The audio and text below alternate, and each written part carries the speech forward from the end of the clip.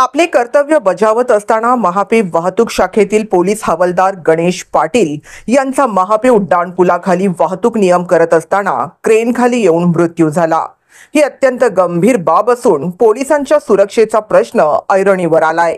या संदर्भात मनसे प्रवक्ते आणि शहर अध्यक्ष गजानन काळे आणि मनसे वाहतूक सेना सरचिटणीस नितीन खानविलकर यांच्या नेतृत्वाखाली मनसे शिष्टमंडळाने नेरूळ पूर्व येथील कार्यालयात नवी मुंबई उपप्रादेशिक परिवहन अधिकारी गजानन गावंडे यांची भेट घेतली।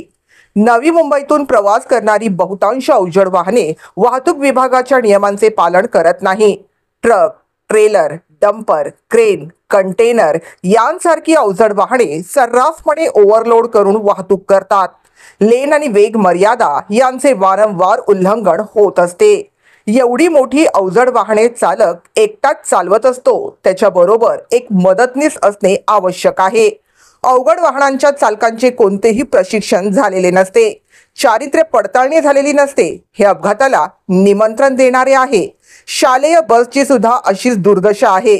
या बाबतीत वाहतूक विभागाने भरारी पथकं नेमून अवजड वाहने, शालेय बस यांच्यावर कारवाई करावी अशी सूचना गजानन काळे यांनी उपप्रादेशिक परिवहन अधिकारी गजानन गावंडे यांना केली। तसेच नियम न पाळणाऱ्या वाहतूकदारांवर कठोर कारवाई करण्याची देखील मागणी केली।